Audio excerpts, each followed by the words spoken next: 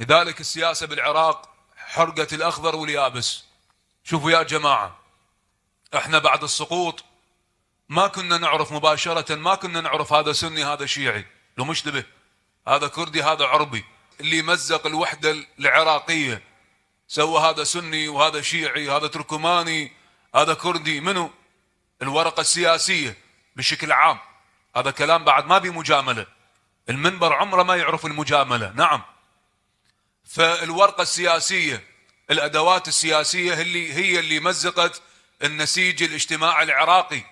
احنا قبل السقوط نختلف عما بعد السقوط.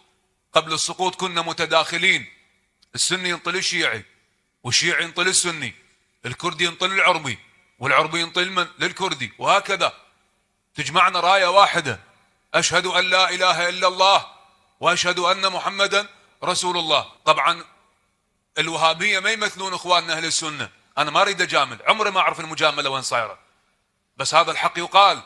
الوهابية صنف آخر يا جماعة، إخواننا أهل السنة ناس معتدلين ما لهم علاقة بالوهابية، هم كفروا الوهابية.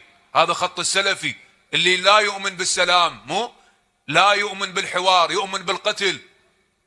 داعش وأمثال داعش تمثل الخط السلفي، خط الاستعمار. فعلا هو منو اللي أوجد داعش؟ أمريكا وإسرائيل، هي اللي أوجدت داعش. ورقة من خلالها رادوا يفككون النسيج الاجتماعي، لكن سرعان ما تصدت المرجعية ووقفت هذا المشروع الخطير. ترى بعد عندنا مشاريع، خلي بالك، مو داعش وانتهى، لا، بعد عندنا مشاريع كثيرة. ما دام الاستعمار موجود بالمعادلة ما يريد لنا الخير أبد، ما يريد الخير مو فقط للعراق، للأمة الإنسانية كلها ما يريد لنا الخير، ما يريد لنا الاستقرار. نعم، الصهاينة وأمثالهم.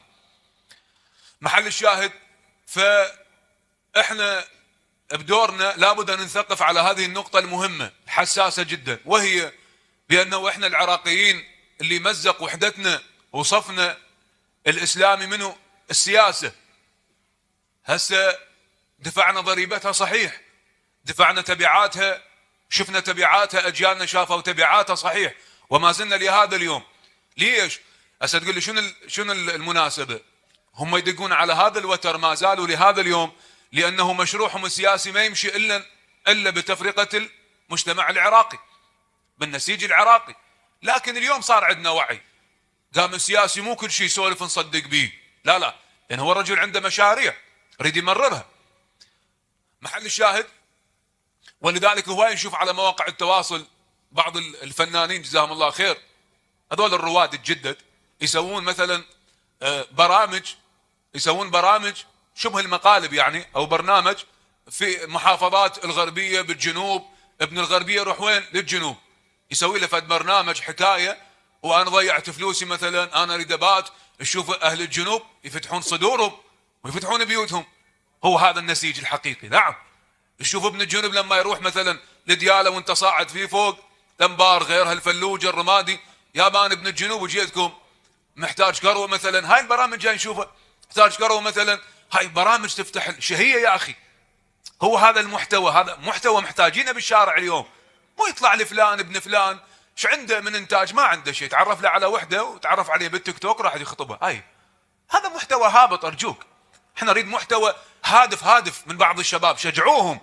هؤلاء اصحاب الفيديوهات المحتواهم هادف، شجعوهم، طوهم لايكات، صعدوا حساباتهم، هاي دعوة لكم، انا ما عندي شيء يمهم، بس كل ما في الامر هذا محتوى هادف يا اخي، بي فكرة، بي معلومة. نعم، الانتاج لابد ان يكون بمستوى الحدث. محل الشاهد